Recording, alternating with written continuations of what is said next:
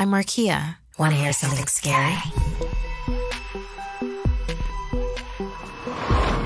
Legend of the Wolfman. It was 10 p.m. and Gerard had just clocked out from his shift at the local big box store. It was just after the holidays, and he was exhausted from everyone returning gifts.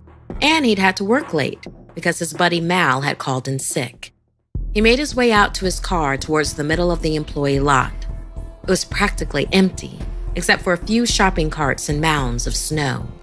He passed one particularly high mound when he noticed red on the ground, and he saw a mangled, bloody bird, half dead. He picked up his pace, glad for the light from the full moon since the street lights were flickering. But when he finally reached his car, his heart stopped. The sides were all caved in. Every window was shattered. Long scratches ran across the hood. Gerard whipped his phone out to take pictures of the damage. On doing so, he noticed the scratches on the trunk formed words. "If you're reading this, run." This vandalism had gone too far. He needed to call for a tow truck, but as he dialed the number, a car appeared. It looked like it was slightly out of control, trying to speed out of the back of the lot. Gerard jumped to the side as the car sped past him, honking its horn. "Did you mess up my car?" Gerard yelled angrily as the taillight sped away. Just then, the flickering streetlight popped, plunging the lot into darkness except for the moon. The full moon glowed like a siren's beacon. He stared at it, transfixed for a moment. Suddenly, something flew past his head. Reflexively, he dodged, falling to the ground as it crashed against his car. He looked up and saw a hunk of concrete.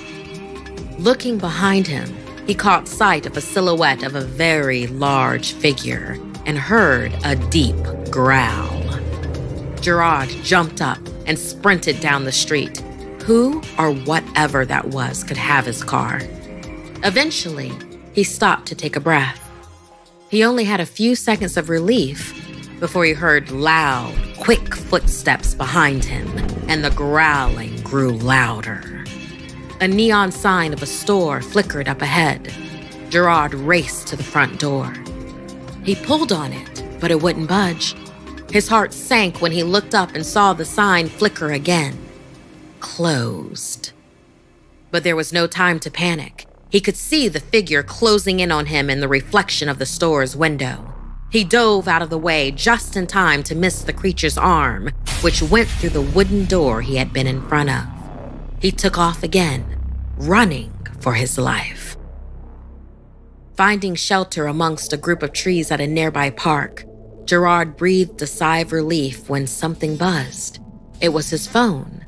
His girlfriend, Kirby, had sent a text asking where he was. His phone.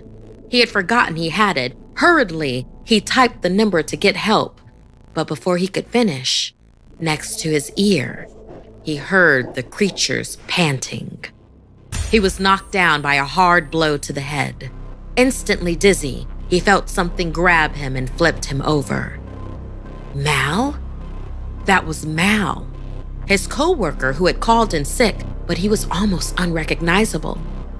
About 2 feet taller and completely covered in hair, his face was distorted with a long, thin snout, and when he opened his mouth, there were rows of sharp, fatal-looking teeth. His eyes were now a piercing red, but somehow they looked sad. Gerard's vision faded to black. He woke shortly after in excruciating agony. It felt as if everything was overstretching, but somehow never breaking.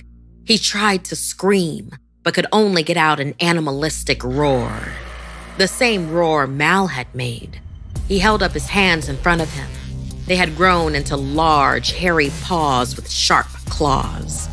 Mal had infected him, had transmitted the lupine curse. Every month on a full moon, he too would join the hunt. He let out a wail of anguish. Kirby had sent another worried text. He stared at the phone on the ground as another feeling washed over him, one of dread, but also understanding. He knew what Mal was and what he, Gerard, had become. The creatures of legend. Werewolves. At her house, Kirby was pacing the floor when her phone pinged. Gerard had finally replied. She breathed a huge sigh of relief, then opened the text. It simply read, "If you're reading this, run."